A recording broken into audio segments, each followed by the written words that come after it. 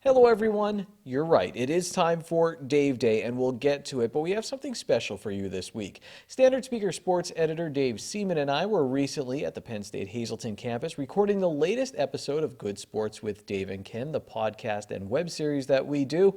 And on the next podcast, we're going to feature our interview with Penn State great Blair Thomas, who played tailback for the Nittany Lions in the late 80s and early 90s. We're also going to preview the 2019 Penn State football season, and that's what we're going to feature today on Dave Day, part of our segment on that special preview of 2019 Nittany Lion football. To see the full preview, you're going to have to go to standardspeaker.com and ssptv.com to access Good Sports. You can watch the web show that we have posted there, or you can download the podcast and take it with you.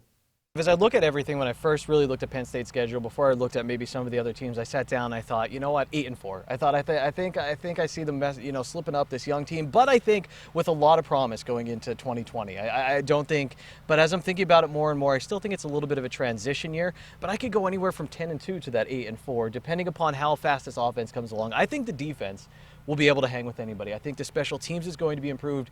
The defense hung with Michigan at Michigan Stadium last year. I know they lost a few, but I think the talent is still there to keep up with an Ohio State or a Michigan. I think the question is really going to be on offense for Penn State this year. Can they get the defense some rest, and can they be finish in some drives? of these games? They got to yes. Finish drives and limit the mistakes. Don't make the mistakes on special teams, and that make some field goals, and I think that'll make all the difference. I think I'm going to split the difference and say 9-3, maybe with a little slip up in the beginning of the year. What do you think the Penn State's record is as we end the regular season? I'm going to say 9-3 as well. I'll go with as I said, I think lose. I don't know where those 3 losses are going to be though.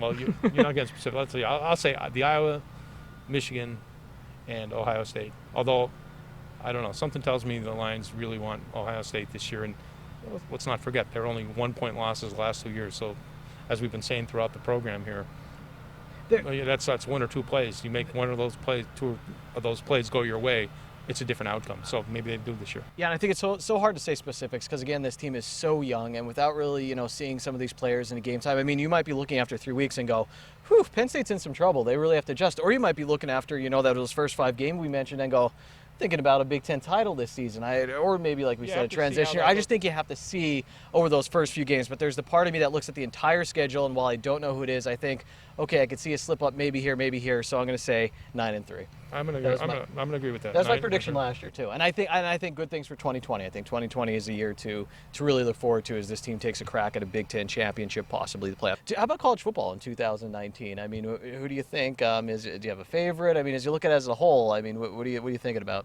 Well, you got to look at the teams that that are always there: the Ohio States, the Clemsons, the Alabamas.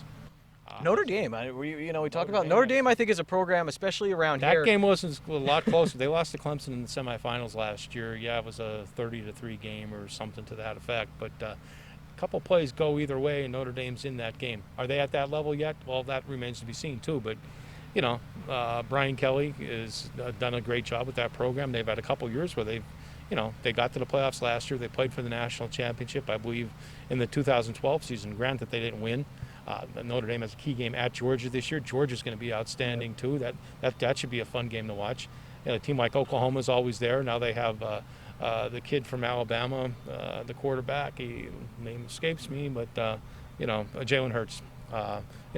He's a winner. He's been there before, and Oklahoma seems to always get these guys. But again, your win, you're going to attract people to come to your program, and Oklahoma's right there too. I have immense respect for what Notre Dame's been able to do, and I say especially in our area, we usually do our preseason preview, and it's Penn State and Notre Dame, a lot of Notre Dame fans around here, and I think Penn State needs to get to that level of where Notre Dame's at now, where they play a tough schedule, they've been in the national, I think they've been above Penn State recently, year in and year out, to say, hey, we want to get to that level where we're considered moving in Notre Dame's direction. I think Penn State still has a few more rungs. I think is so. What I'm trying to say. We talk about the Alabamas and the Ohio States. I think there's another tier where Notre Dame is, and I think Penn State's kind of just below that. Penn State might be in that Washington tier. You know what I mean? Yeah, I agree. Washington, Stanford's been there for a few years.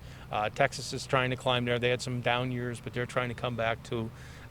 Michigan really hasn't done much on the national scene. They've, Faded They in the can't last win one. that Big Ten championship. They can't win. That's what they just They can't. can't beat Ohio State.